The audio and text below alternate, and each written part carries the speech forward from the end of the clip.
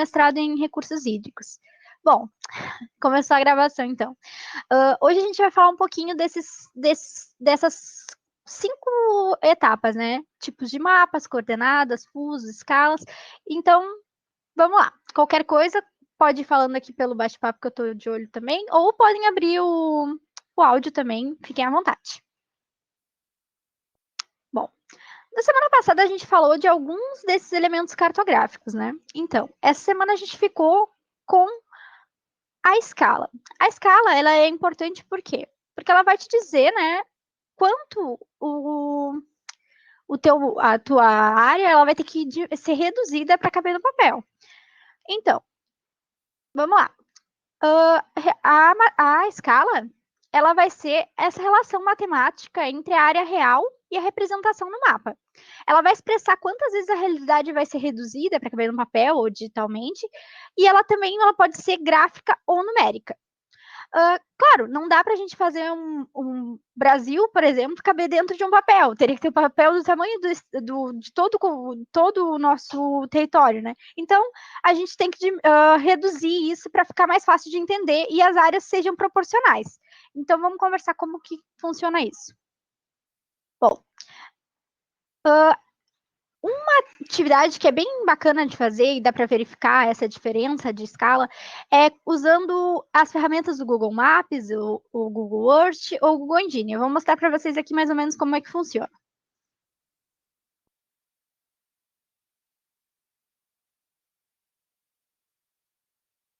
Vocês estão vendo a minha tela?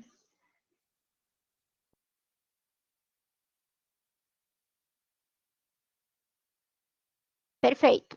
Então, aqui, como vocês podem observar, a gente consegue ver o continente, a América do Sul, aqui a África. A gente consegue ver uma área muito grande, mas a nossa escala, ela é uma escala grande ou uma escala pequena? Essa é a questão. Ela é uma escala pequena. Por quê? Quando a gente tem uma escala pequena, a gente tem uma área muito grande. E essa área muito grande, ela não tem nenhuma riqueza de detalhes. A gente não consegue perceber diferenças nela ali. Então, à medida que a gente vai aproximando para a área que a gente quer, a gente vai diminuindo a área total que a gente consegue observar, mas a gente vai aumentando a escala. Por exemplo, se a gente chegar aqui no município de Pelotas, perdi. Chegar no município de Pelotas, a gente vai aumentando a escala, a gente consegue ver cada vez menos, o espaço cada vez menor, mas a gente consegue ver uma maior riqueza de detalhes, olha, a gente consegue ver as ruas, as casas, as estradas. Então, isso é a parte importante. Quando a escala é muito grande, a gente consegue ver uma área pequena, recheada de detalhes. Quando a escala é pequena, a gente consegue ver uma área gigante, mas que não tem quase nenhum detalhe, tá? Vou voltar para cá. Bom, aí eu deixei aqui uma colinha para a gente guardar para outros momentos, tá? Então, área grande, menos detalhe, escala pequena. Área menor, escala grande, maior detalhes. Bom, aí tem uma atividade aqui para nós. Vocês conseguem ver os 3 mapas aqui, né? Eu tenho o mapa de Pelotas, tenho o mapa do Rio Grande do Sul e um mapa do Brasil. Eu vou criar uma enquete aqui rapidinha. E eu preciso que vocês me digam qual desses possui a maior escala entre os 3.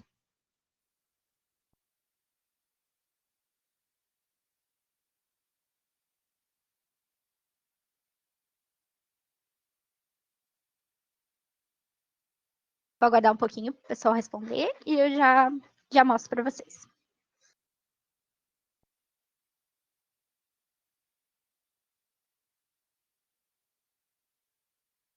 Prontinho. Vocês conseguem ver aqui no canto o resultado? Sim? Ok. Então, o A possui a maior escala? É isso aí. Por quê? Por que o A possui a maior escala? Maior escala, menor área. Pelotas é menor do que o Rio Grande do Sul e menor que o Brasil. Isso aí. E mais detalhes. Olha, eu consigo ver ruas, eu consigo ver bairros, enquanto nos outros eu consigo ver cidades, eu consigo ver detalhes, mas não detalhes daquelas cidades. Então, elas são detalhes menores, né? Então, Pelotas seria a nossa maior escala. Isso aí. Vou só diminuir aqui para ver se eu consigo tirar. Pronto. Bom, aqui existem 3 diferentes tipos de representações, tá?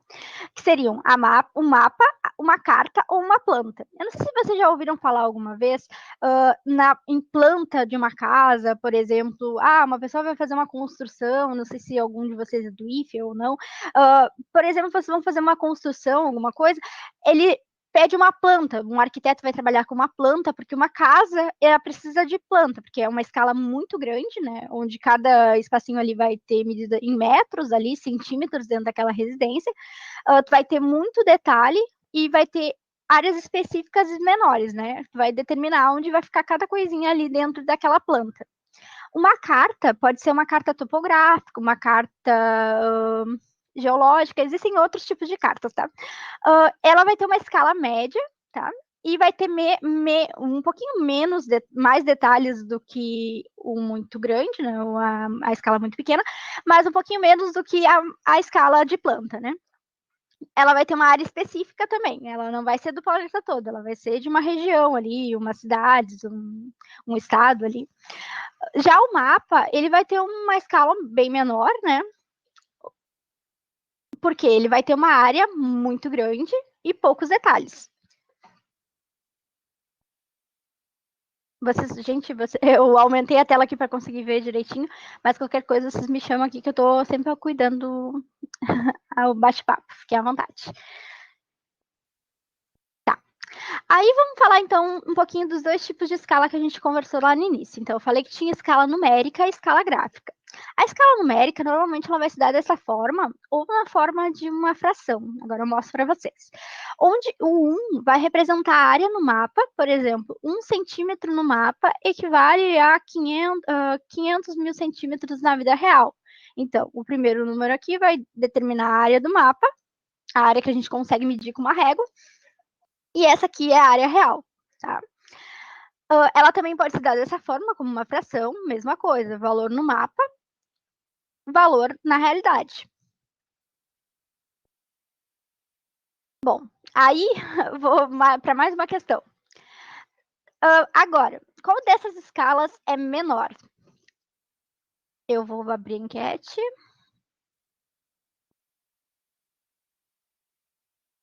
Bom, eu vou falar depois. Deixa assim.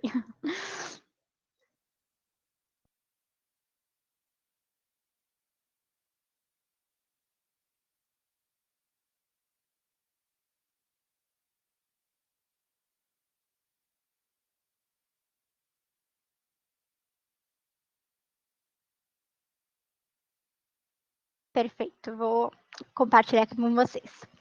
A gente recebeu 12 respostas para A e 5 respostas para B.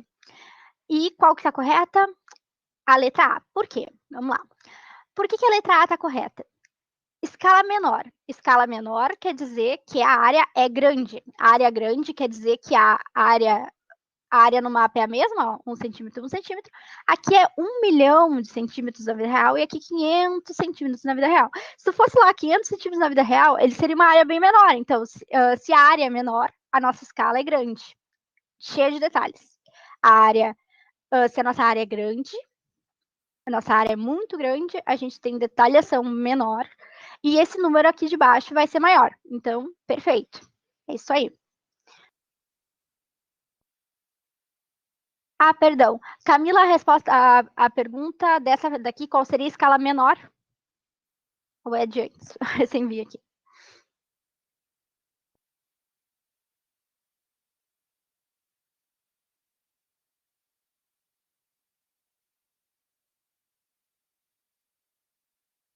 Tá.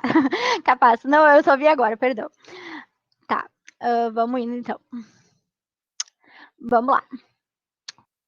Como é que isso vai aparecer para vocês no Enem? Normalmente costuma aparecer.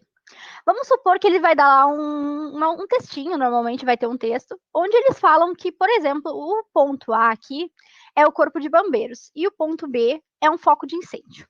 E aí, o que ele vai dizer para vocês? Sabendo que a escala desse mapa é de 1 para 400 mil, e que a distância entre eles no mapa é 18 centímetros, qual a distância na vida real? Bom, nossa, vamos organizar o pensamento para chegar na conclusão, tá? Vamos lá. Primeiro, essa daqui é a nossa linda fórmula, onde é escala, distância no mapa e distância na vida real. O Dzão é na vida real, o Dzinho no mapa. Então, Dzinho menor no mapa. Vamos gravar isso. Tá. Bom, vamos lá. Distância no mapa. A gente tem a distância no mapa, ela é 18 centímetros. Então, verificar isso é o primeiro passo. Segunda etapa, verificar a escala. A gente tem que a escala é 1 para 400 mil, tá? Ele quer, no final, que tu dê a distância em quilômetros. Aí a gente vai transformar ela lá no final. Mas primeiro vamos por partes.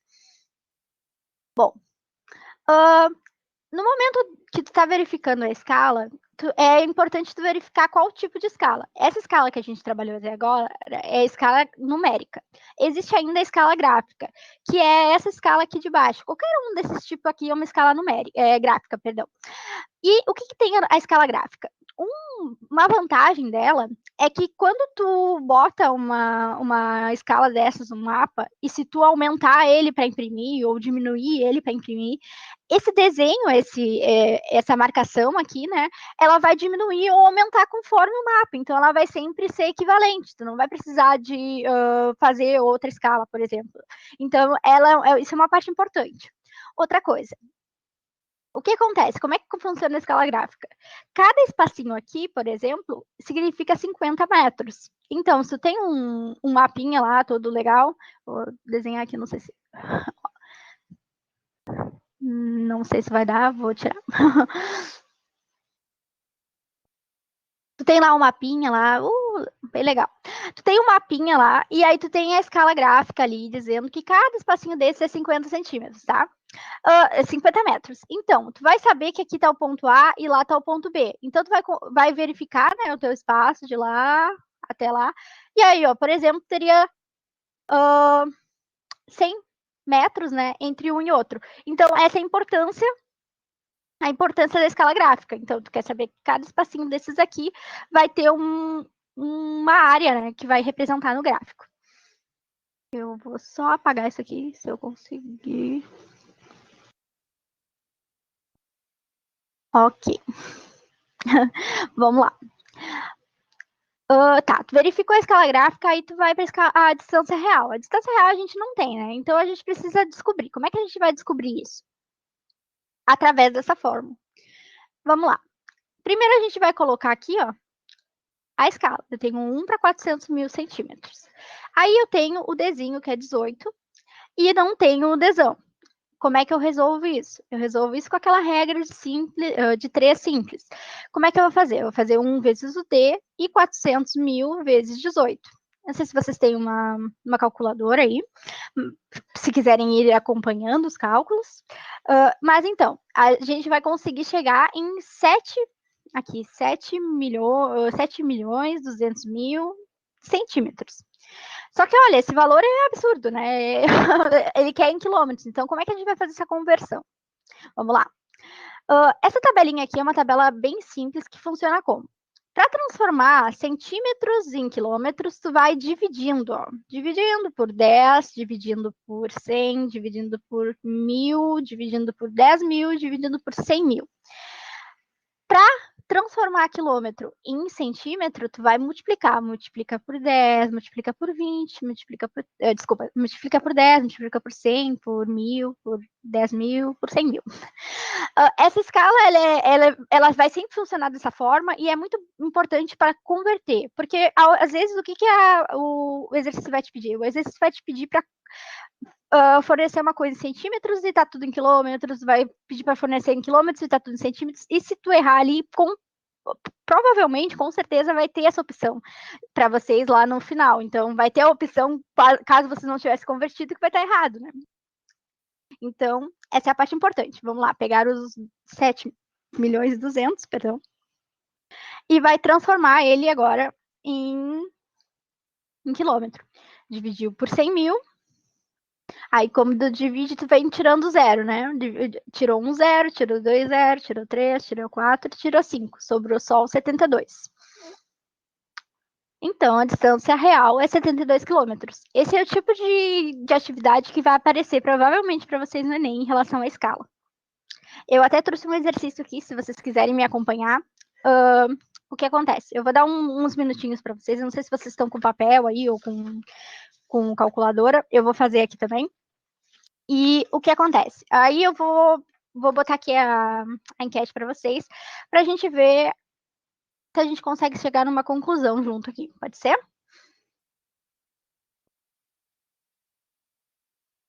Ó, a pergunta fala o quê? Ó? Uma equipe de ambientalistas apresentou um mapa de reserva ambiental em que faltava a especificação de que escala ele estava usando para sua confecção. O problema foi resolvido, pois um dos integrantes da equipe lembra-se que a distância real é de 72 quilômetros, percorrida na reserva, e equivale no mapa a 3,6 centímetros no mapa.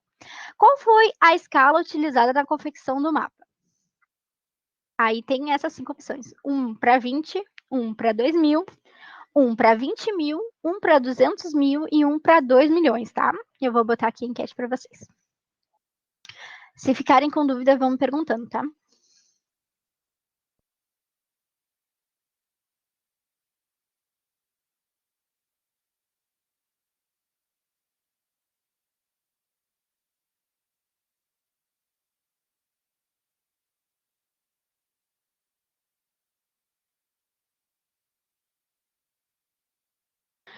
A diferença dos Ds, tá? O Dzinho é a distância no mapa e o Dzão é a distância na vida real.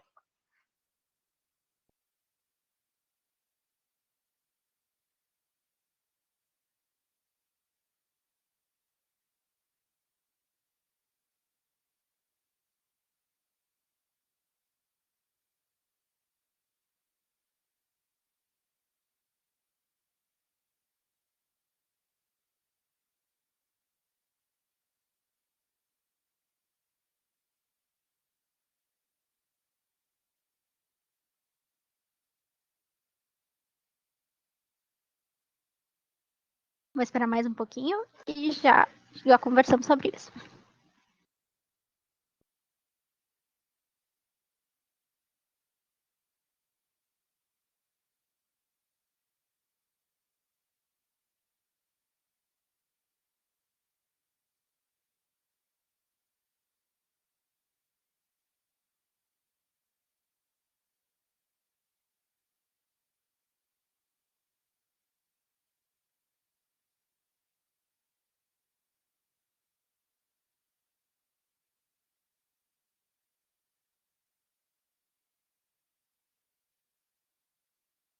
Vou voltar aqui na tabela para vocês, caso queiram dar uma olhadinha.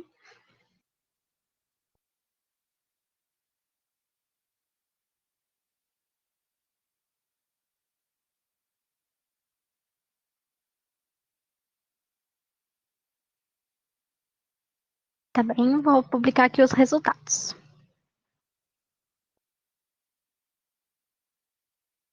Ó, a gente teve 3 respostas para o A, 3 para o B, 2 para o C e 4 para o D. Tá bem variado. E qual é a nossa resposta certa? É a letra E. Bom, vamos por partes, então, para explicar mais ou menos o que houve aí. Vamos ver o que aconteceu, por que o D foi o mais respondido. Vocês veem que aqui o único problema foi em relação à conversão. Então, vamos por partes, tá? Vamos lá. O que acontece? No primeiro momento, a gente tem as coisas em coisas diferentes, né? A gente tem o 3,6 centímetros e o 72 em quilômetros. Primeiro passo para a gente, então, é transformar o que está em quilômetro para centímetro, porque aqui ele está em centímetro, é um número muito alto, né? Então, a gente pega o 72 e transforma em centímetro. Ok. Uh, gente, olha isso. É isso mesmo, tá. Bom, aí tá, né? Tá 72 mil, 7 milhões, 200 mil centímetros, ok. Tu vai colocar a escala lá, a escala a gente não sabe, então tu vai botar o Dzinho, que é o 3,6 aqui em cima, e aqui embaixo tu vai ficar com os 7 milhões, 200 mil. Ok. Depois disso, tu quer que o número de cima, o número da escala, seja 1, né? Em cima, e embaixo tu quer o valor que a gente não sabe ainda. Então, tu vai dividir tudo por 3,6, né? Ou, no caso, dividir o de cima e o de baixo por 3,6. E aí, em cima, tu vai obter o 1 e embaixo tu vai obter o 2 milhões. O que pode ter acontecido aqui é em relação à conversão. Se trocou em outro momento, se tu converteu no final ou se converteu depois, pode ter alterado essa resposta. Mas aí é a diferença de um zero. Então, tá tudo certo, tá? Vocês ficaram com alguma dúvida em relação a isso?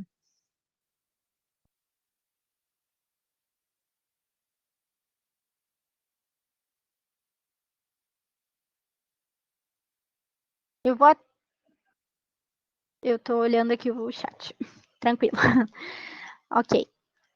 Porque o que acontece, ó, quando tu tava lá com 7 milhões e 200 mil centímetros, tu queria chegar nos 72 quilômetros, né? Realmente a gente usou o mesmo cálculo de antes, só que fazendo a coisa contrária. Agora dividindo, né? Multiplicando, desculpa, por 10, por 100, por 1000, até chegar no centímetro ali, que daria os 72, 7 milhões e 200 mil. Isso. Primeira coisa, conversão. A gente vai ter mais um cálculo desse, que aí a gente vê se ficou mais alguma dúvida, tá?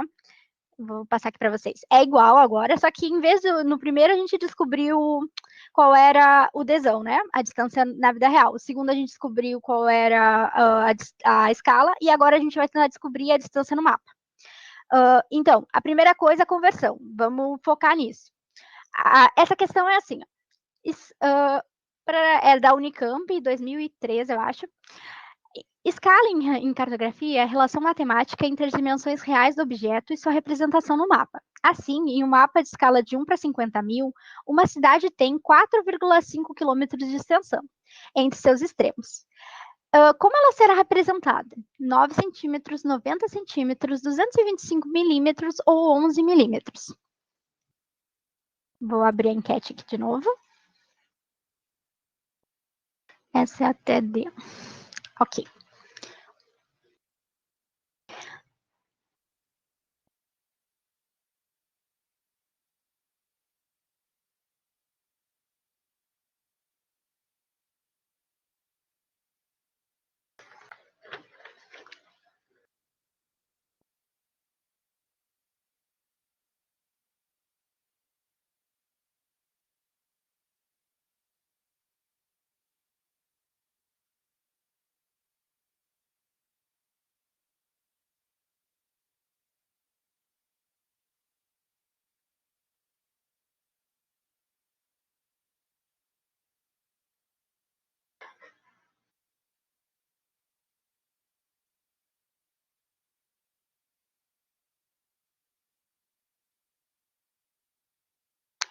Bom, eu vou explicar aqui. Desculpa, deixa eu só pegar um. Nicole, tá. Nicole, o que foi? Aqui ele fala, então, a escala, em cartografia, é a relação da matemática entre dimensões reais de um objeto e sua representação no mapa. O que acontece aqui é que ele está falando que a escala do mapa já existe, tá? Ela é 1 para 50 mil. 1 para 50 mil centímetros, tá? Uh, ele sabe que uma cidade, vamos supor, sei lá, São Paulo, não é, né? Mas vamos supor, ela tem 4,5 quilômetros de extensão ao todo, essa cidade. A gente quer saber como representar o tamanho dessa cidade no papel. Então, é a mesma função. Nesse caso, não é a distância que ele está medindo, ele está medindo só a distância, no caso, a extensão da cidade. Então, ele quer representar os 4,5 quilômetros da cidade em relação à escala de 1 para 50, qual será o tamanho que ela vai ficar lá no papel. A fórmula é a mesma lá daqui, tu tem a escala e tu tem o D da vida real, né? Então, tu quer descobrir a distância no mapa agora.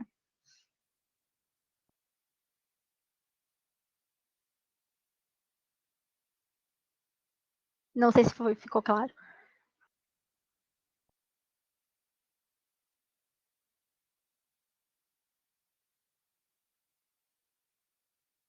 Eu vou publicar os resultados aqui. Também mostro mais ou menos como é que faz essa daqui.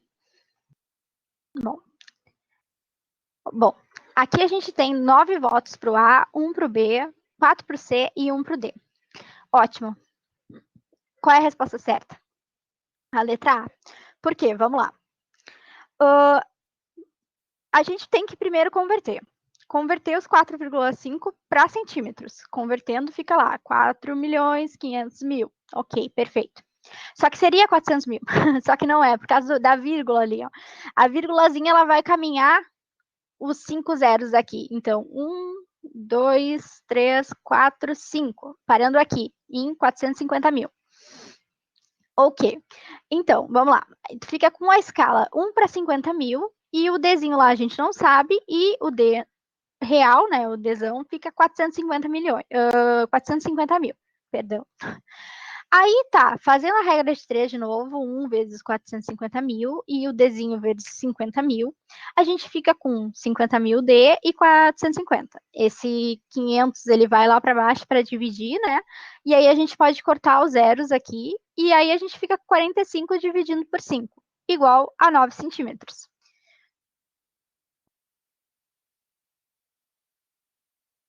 Por quê? Então, deixa eu ver aqui. Por que que eu sabia que era para centímetros? Por quê? Aqui ele é mais fácil a gente trabalhar com centímetros. Por quê? Aqui ele está em centímetros, a gente transforma a distância no mapa, porque no mapa ele vai estar em centímetros, né? Então a gente converteu para o que a gente quer. No final, sempre vai ser uma dúvida assim, ó, para qual que eu tenho que converter? Tu quer saber a distância real? É melhor que tu converta para quilômetro. Tu quer saber a distância no mapa? É melhor que tu converta para centímetro. Então, vai depender da tua pergunta, do qual é a pergunta. Quer transformar em escala? Escala centímetro também. Pode ser? Ok. Mas perfeito, gente. É isso daí mesmo. Uh, ficou alguma dúvida em relação à escala? Vou entrar em coordenadas, se estiver bom para vocês.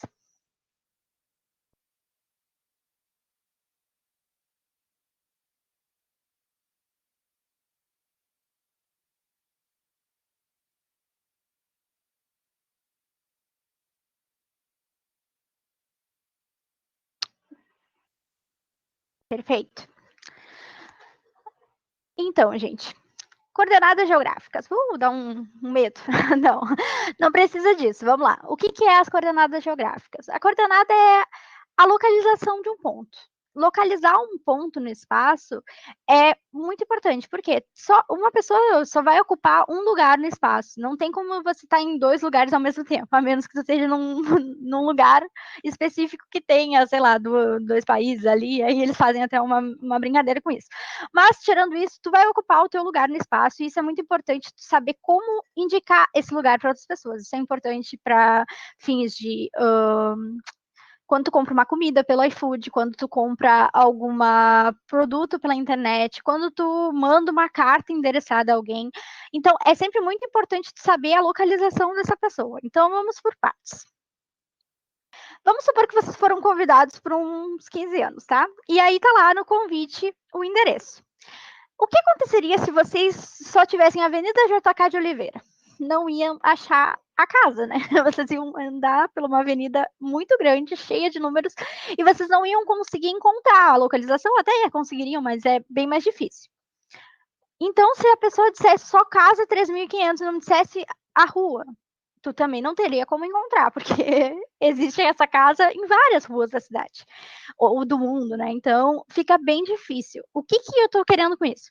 Que nas coordenadas, tu precisa de duas informações. Precisa de um ponto de longitude e um de latitude para poder encontrar a tua localização. Vamos fazer mais uma analogia. Não sei se vocês já brincaram daquele jogo da Batalha Naval. A Batalha Naval consiste em duas pessoas jogando, onde uma vai lá e chuta uma letra e um número, e aí quando ela chuta essa letra e um número, por exemplo, aqui, ó, 4E, a outra pessoa tem que ver se ela tá com um barquinho localizado nessa região. Ali não tava, era água, então tudo bem. Aí a pessoa vai lá e chuta de novo. Ah, e 2. Aí encontrou o barquinho que estava localizado nessa região. O que eu estou dizendo com isso? Realmente é isso mesmo. Ó. Tu tem um ponto de latitude e um de longitude, então tu precisa de vamos supor assim, uma letra e um número para poder encontrar a tua região. Isso é importante para a guerra, é importante para várias coisas, né? Tu saber a localização exata. Então, vamos lá, por partes. Coordenadas geográficas. Vamos falar sobre essas linhas imaginárias, que é as coordenadas geográficas. Elas dividem o mundo ao meio, assim, ou na posição de goma. Vamos supor que é um limão, tá? Os paralelos seriam o corte do limão em rodelas, enquanto que o meridiano seria o corte em gomos, tá? Vamos falar um pouquinho dos paralelos. Os paralelos, eles são essas linhas imaginárias que dividem o nosso planeta em norte e sul. Eles dividem o planeta em norte e sul a partir da linha do Equador. O Equador é o zero aqui, tá?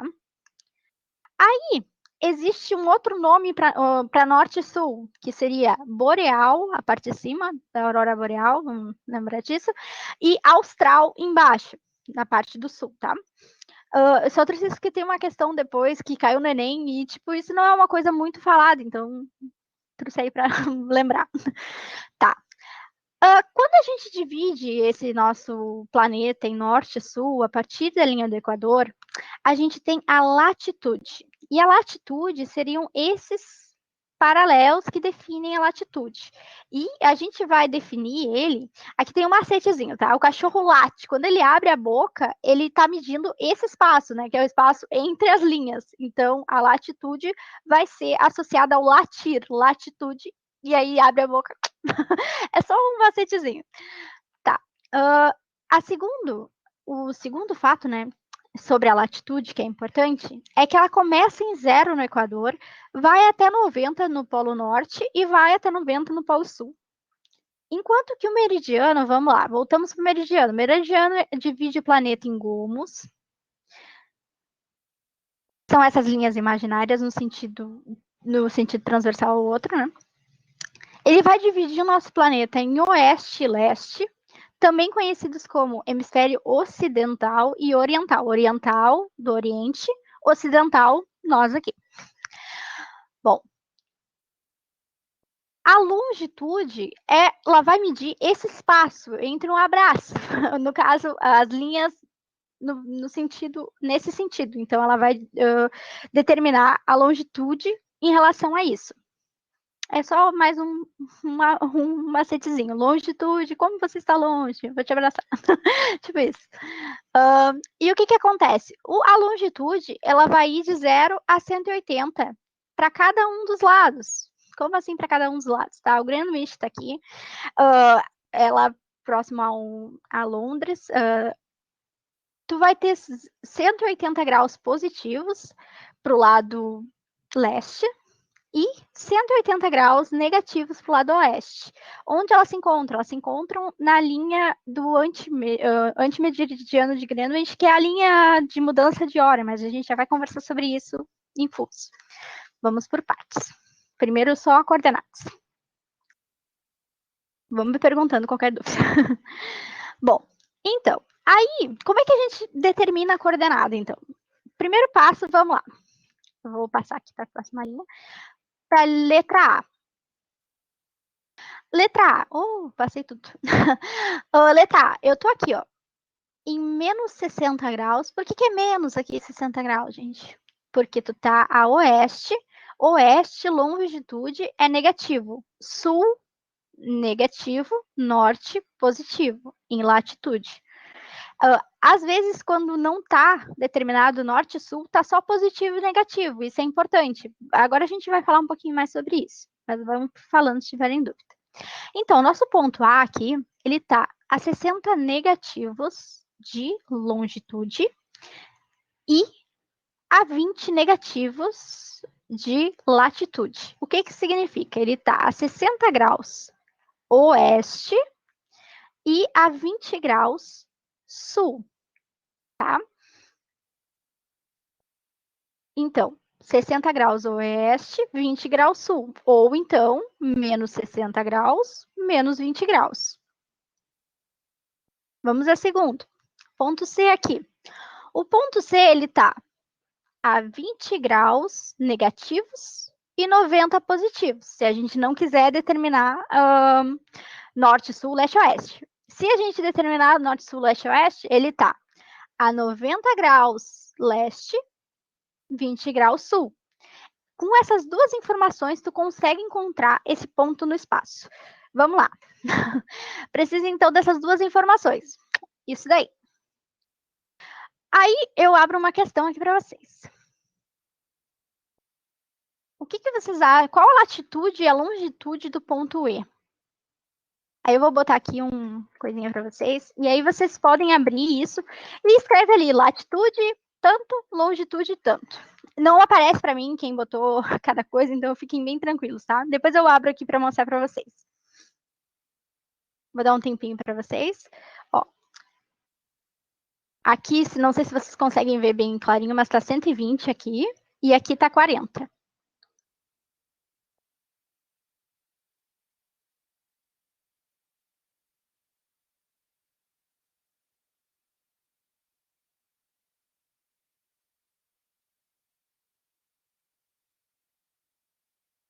Vou guardar um pouquinho.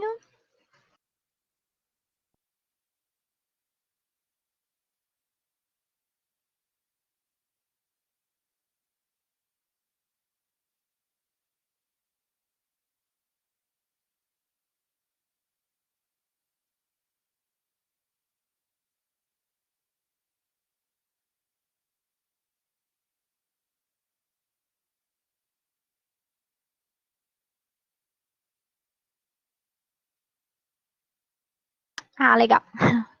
Vou aumentar aqui para vocês. Vou compartilhar minha tela aqui. Vocês conseguem ver? Tranquilo. A minha também aqui já não tá daquele jeito.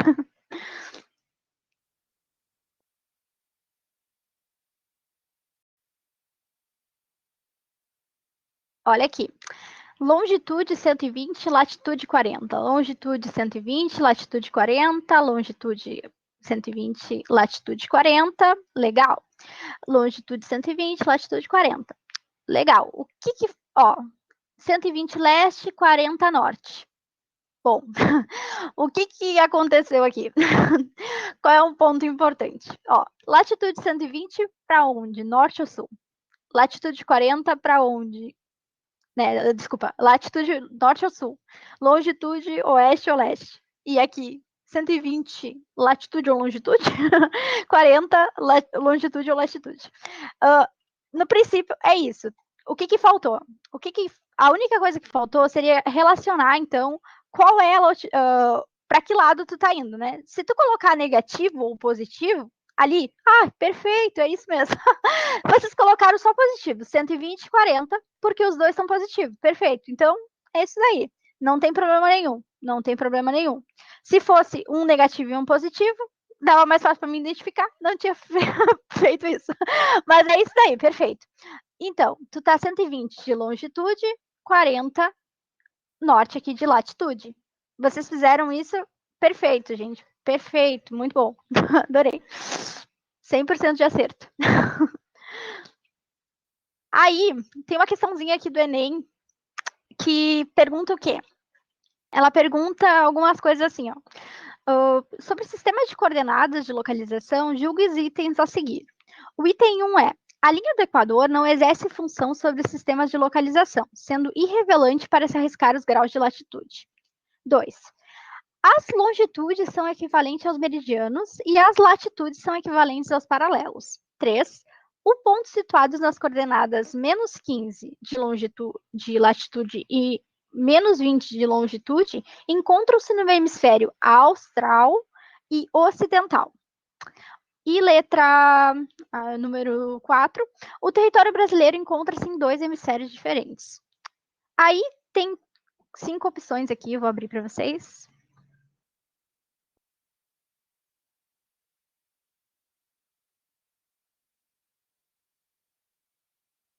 Bom, vou aguardar um momentinho e já mostro aqui.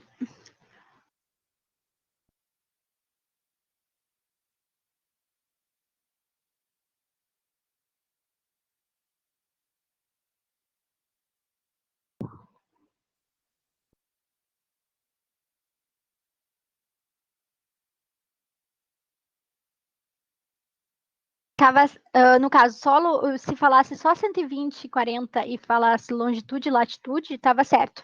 Porque os dois eram positivos, então não tinha problema. Aí, quando tu tem dois, tipo, um positivo e um negativo, também, se tu falar só longitude e tal, e latitude negativa, por exemplo, não precisa colocar norte-sul.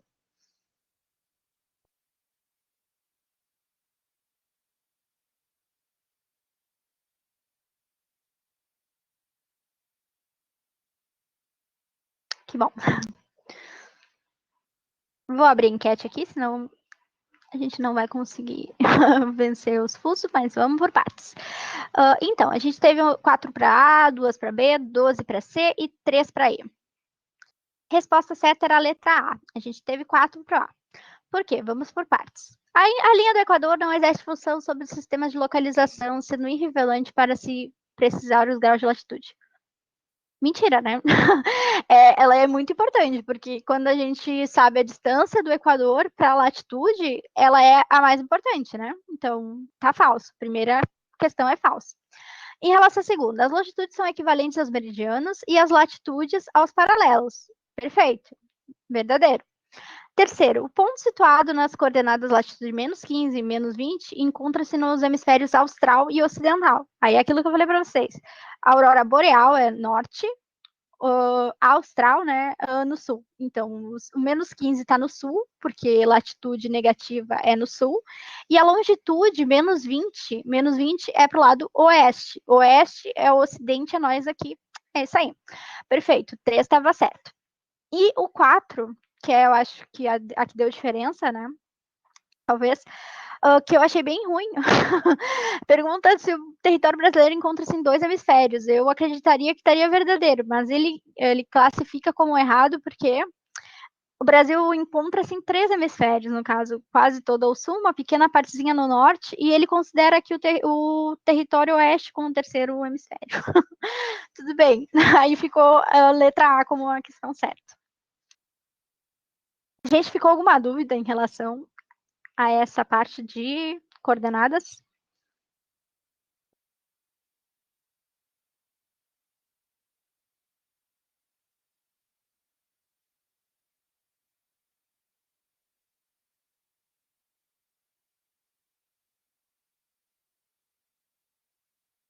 Obrigada.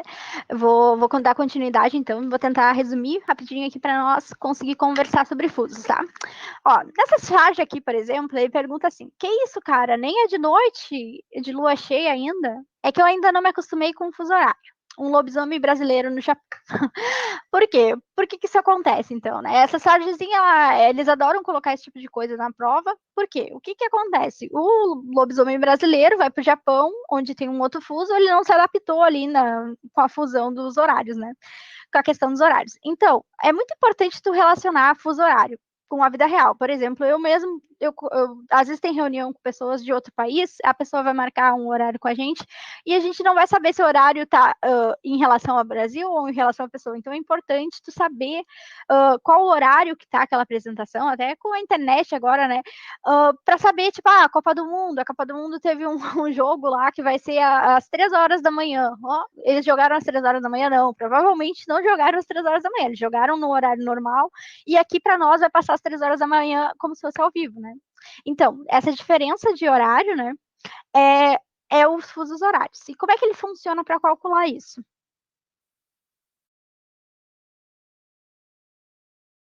Bom, ele é um ajuste de horário global. Então, ele é em relação à rotação da Terra. A rotação da Terra é muito importante, ela é de oeste para leste. Oeste para leste, ó. Vai começar a girar para leste. Ela tem relação com longitude, então as latitudes, aquelas linhazinhas aqui, ó, que estão aparecendo, ignorem, tá? Ela tem a ver com a longitude. Ela é datada a partir do meridiano de Greenwich, tá? O Greenwich é 0. E a linha de antimeridiano, ela é muito importante também. Agora a gente já vai entender por quê. Em oeste, a gente está com as horas atrasadas. Então, à medida que vai indo para leste, essas aqui são as horas mais adiantadas. E a oeste, para nós, são as horas mais atrasadas, tá? Lembrem disso que a gente já vai conversar sobre isso. Bom, Quando a gente fala que existe uma divisão em graus de 15 graus, né? O fuso tem uma divisão de 15 graus, por que disso? A gente sabe que um globo, né, ele tem 360 graus ao todo, toda a circunferência.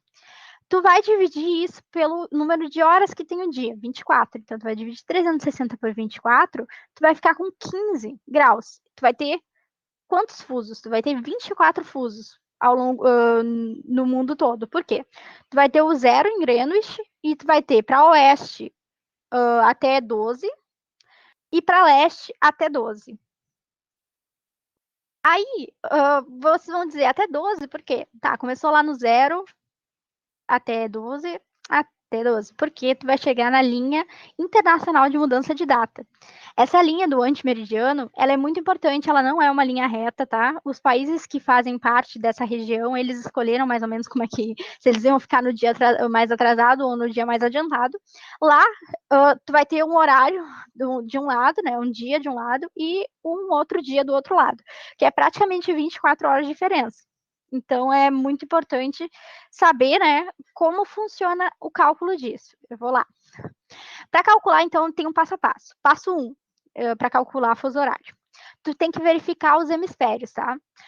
Aqui, nessa questão, ele fala aqui, no 45 oeste, W também é oeste, tá? Botei justamente porque pode ser que aconteça. 45 oeste, tu tem que é meio-dia e 30. Tu quer saber que horário é no mesmo horário, que horário é em 70 leste, que também pode ser representado pela letra E. Tu verificou os hemisférios, tá? Primeiro passo. Acho que vai dar. Tu verificou os hemisférios. Se os hemisférios são iguais, tu vai diminuir um do outro, esses graus, tá? No nosso caso, são hemisférios diferentes. A gente tá com oeste e leste. Quando os hemisférios forem diferentes, você vai somar. Eu botei aqui, ó, oeste com leste, leste com oeste, GTM com GTM. Por que que eu coloquei isso? Não tô ficando louca. Vamos voltar lá. Voltar só um pouquinho aqui. Aqui. O GTM é esses horas mais, ó. A gente sabe que as horas menos aqui são para oeste e as horas mais são para leste. Então, quando tu tiver GTM mais 6, tu sabe que é para leste. E quando tu tiver, sei lá, GTM menos 5, tu sempre vai saber que é para oeste. Isso é uma coisa que às vezes pode cair também. Eles não colocar oeste e leste, só colocar esse GTM, que é Times Meridiano de Greenwich. É o horário de Greenwich. Tá. Então, a gente viu que os nossos são diferentes, então a gente soma. Vamos somar, então, os 45 com 70. Primeiro passo, tá? A gente somou 45 com 75, deu 120. 120 não é o fuso, 120 é o grau. E como é que a gente vai chegar no fuso? A gente vai fazer, então, a gente sabe que uma hora tem 15 graus, isso é o fuso, tá? Cada um daqueles 15, daqueles 24 fusos de 15 graus, tem uma hora. Então, o 120 que a gente encontrou ali, tem quantas horas? É o que a gente quer saber. A gente faz uma multiplicaçãozinha aqui, ó. 15 vezes x, 1 vezes 120. Aí tu vai ficar com 120 dividido por 15, que dá 8 horas. 8 horas. E aí? A gente soma ou diminui? Essa é a parte importante, muito importante prestar atenção. Por quê? Tu tem que descobrir se tu vai diminuir ou somar esse valor a hora que tu já tem. Aí vem um macetezinho muito importante. A rotação da Terra é de oeste para leste. A gente sabe que as horas adiantadas são a leste e as horas atrasadas são a oeste. Então, quando o nosso número que a gente quer descobrir está lá no leste, a gente sabe que eles estão na nossa frente. Então, eles têm mais horas. Então, a gente soma. Caso fosse o contrário, eu tivesse aqui, soubesse da hora e quisesse descobrir uma hora aqui a oeste, eu teria que diminuir para encontrar, porque a gente está atrasado em relação ao leste.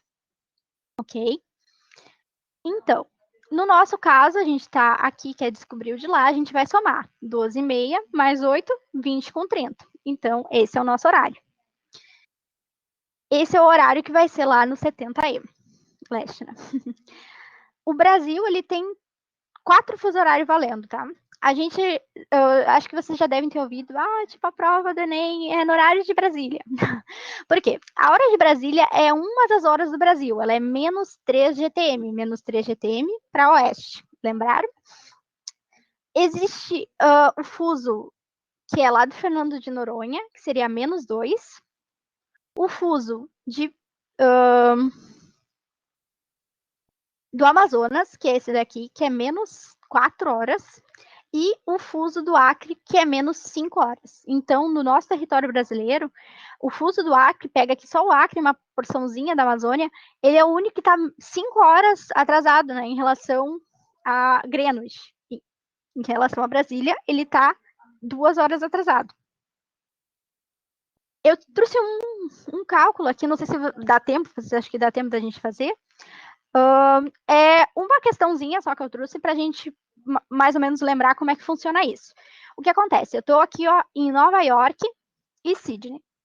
Eu sei a hora que é em Sydney, tá? E eu quero descobrir em Nova York. Eu sei que Sydney é 150 leste e aqui são 16 horas da tarde. Eu quero saber em 75 oeste que horário é aqui em Nova York. Aí tem essas 5 opções. Eu vou abrir uma enquete aqui e aí eu libero vocês. São 5 opções.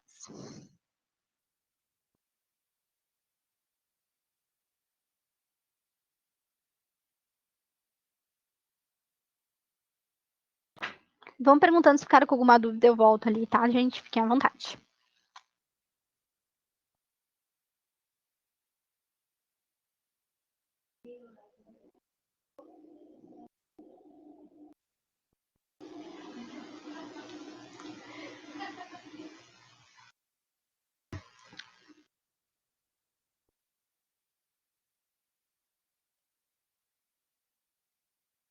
Lembrem do macetezinho da hora. De leste para oeste diminui, de oeste para leste soma.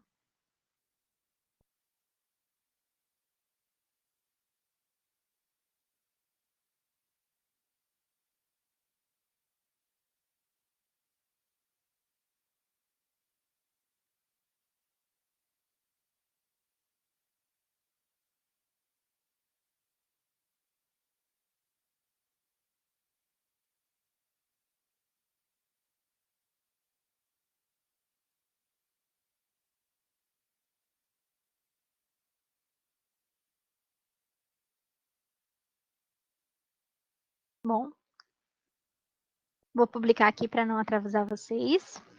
A gente teve respostas assim, um para A, 3 para B, um para C, um para D e um para E. Vamos lá. O que acontece? Era a letra C, a gente teve uma resposta. Bom, o que acontece? Vamos lá. Vou só abrir aqui para tentar calcular. Primeira coisa que a gente tem que fazer é verificar se eles estão em hemisférios diferentes. Eles estão, então a gente soma 150 mais 75, dá 225. 225, ok. Esse é o primeiro passo. A gente divide depois os 225 por 15. Dividem aí para mim. Isso dá quanto? 225 por 15. Dá 15? É isso? 15, perfeito. Então dá 15. A gente sabe que tem 15 horas de diferença de um para o outro. Basta saber, então, se é para somar ou se é para diminuir. A gente sabe que o mundo gira de oeste para leste. Então, se a gente tem o valor daqui e quer descobrir de lá, a gente está indo no sentido contrário. Quando a gente está indo na direção contrária ao que o mundo gira, a gente vai ter que diminuir. Então, a gente diminui 16 menos 15, dá igual a 1 hora. Vocês entenderam?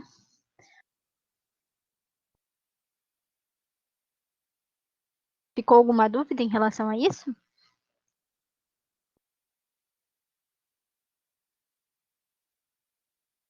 Claro, explico de novo sim. Ó, deixa eu voltar aqui para ficar mais fácil de mostrar. Tá, legal. Primeiro passo no fuso, verificar se eles estão em continentes diferentes, em hemisférios diferentes. Aqui está no oeste e aqui está no leste. Se está diferente, eu somo os graus. Primeira coisa, somei os graus, deu 225. Se eles estivessem no mesmo hemisfério, eu teria que diminuir um do outro. Aí diminuiria 150 de 75, ficaria só 75. Tá. Primeiro passo é esse. Somei e deu 225. Aí eu divido pelos 15 graus, que é o fuso. Aí eu obtenho 15 horas. Esse é o segundo passo. Aí, o terceiro passo é saber se eu vou ter que somar 15 no 16 ou se eu vou ter que diminuir do 16. Eu sei que o planeta gira de oeste para leste, tá? Na rotação. E quando ele está fazendo isso, e eu quero descobrir aqui para leste, eu vou ter que somar. Mas eu sei Sydney, ó. Sydney é 16 horas, aqui é 16. Eu preciso saber lá em Nova York, e eu sei que Nova York está antes de Greenwich, e antes de Greenwich as horas diminuem, então está mais atrasado. Então eu retiro, né, essas 15 que eu descobri do 16 que ele já tinha ali em Sydney, obtendo que aqui vai ser 1 hora da manhã recém. Não sei se ficou mais claro assim.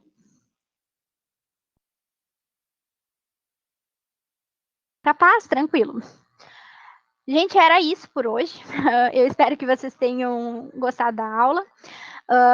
Eu agradeço o pessoal responder as nossas compartilhadas ali. Não é uma chamada, é só para a gente conhecer um pouquinho melhor vocês. Queria agradecer a vocês terem contribuído. A aula foi bem bacana para mim. E qualquer dúvida, vocês podem me mandar e-mail para o e-mail aqui da Geografia, ou para o meu, ou pelo WhatsApp. Fiquem à vontade. Até semana que vem.